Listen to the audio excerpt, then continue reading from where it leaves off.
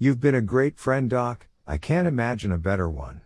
I'm just worried the other kids won't come to see you when I'm gone," Benny said as we left my office.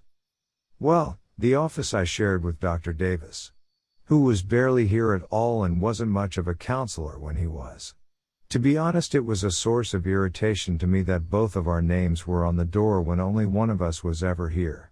I shook my head ruefully as I shut the office door behind me. I knew I shouldn't think these sorts of disparaging thoughts about a colleague, but even counselors can have issues, and as I tell my kids, you can't change how you feel, but you can work on how you act. You're right. I laughed as we walked down the hall together. I know Dr. Davis isn't here very often, and most of the kids haven't gotten around to seeing me yet, but I think kids will still be stopping by and I'll be here.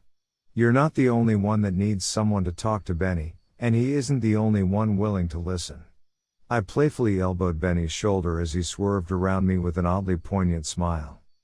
Benny started to reply, but then his voice trailed off as he caught sight of Gus, the ancient and perhaps slightly senile janitor, mopping the floor in the hall. Gus, who was generally pretty antisocial, ignored me as usual, but he had warmed up to Benny, and his face, which had looked slightly bewildered a moment ago, split into a wide gap-filled smile. Benny smiled back and Gus nodded and flicked off a brief salute with a nicotine-stained forefinger as we stepped around him and the wet patch he was smearing around on the tiles. "Look, kid," Gus said as we passed, in a voice rough, cracked, and filled with warmth. "Thanks, Gus. You too," Benny replied back over his shoulder, and then we walked a few paces in silence, as though Benny was trying to keep his concerns a secret from Gus. Which was sweet and totally in character for him. Benny was a great kid, one who saw himself as a friend to the staff and a leader of the tight-knit group of kids he hung out with, and as happy as he was that he was being adopted, he was worried about the found family he was leaving behind. "No, Doc, really Benny started, then stopped, again, obviously affected by the moment and having trouble saying goodbye. "Benny, everything's going to be okay. Look down the hall, that couple waiting, that's your family now. We're all happy for you, and we'll be fine. You were a big brother to a lot of these kids, but you're just a kid yourself, now go be one." I said this lightly, but with honest emotion that I was having a little trouble concealing. I genuinely loved this kid. He'd been through a lot, and one of the proudest accomplishments of my career was helping him open up, heal, and grow. "Doc, you're right. I know. Just don't take it personally if things change when I'm gone," he said in a voice thick with emotion, as he reached out to shake my hand. I shook it formally, man to little man. Then he surprised me by giving me a quick bear hug, before heading towards the reception area where his new family was waiting. I watched him walk towards them, a trot breaking into a run, watched him throw his arms around his adopted parents, and saw him smile back at me over their shoulders, with shining eyes, and then he tossed me a wave goodbye as they bundled him away. There he goes, a kid who never had a chance, a kid who just might have one now. I felt hope, I felt pride, I felt love, and then, it happened again. I felt a sudden wave of dizziness. It had been happening more and more over the last year. I swayed on my feet, putting my hand against the wall for a moment. Geez, I was in terrible shape, so busy taking care of others that I had really let myself go. I couldn't remember the last time I had even left the building. I felt another wave of dizziness then and knew I needed to get back to my office to sit down, otherwise I'd cause a scene by collapsing in the hall.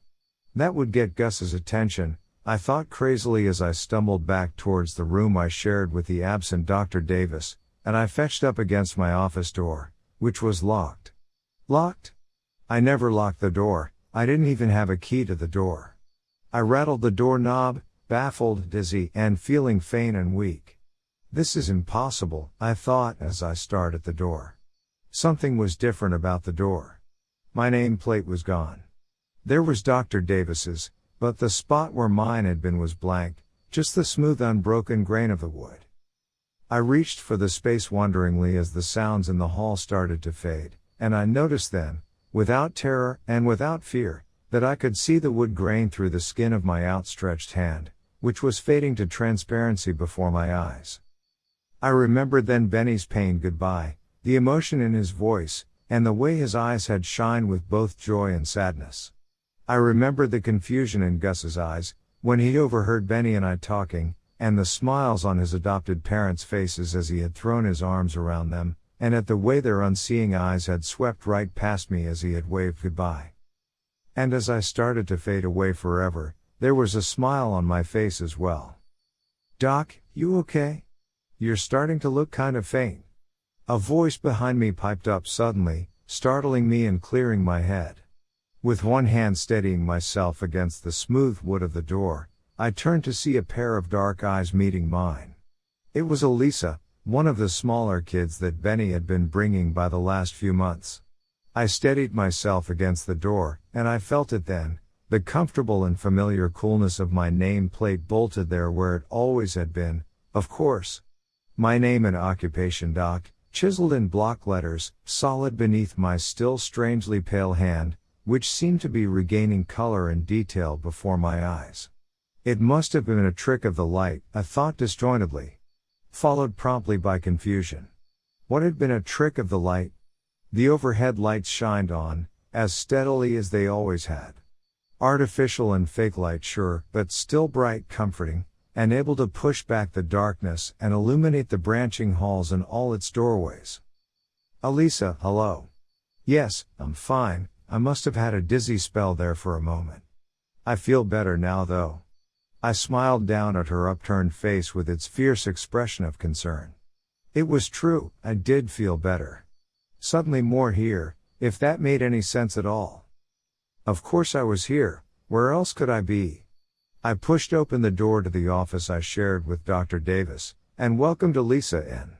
She was probably sad about Benny leaving and needed to talk to someone who'd listen and care. Someone like me, because that's what I'm here for. I am here to help.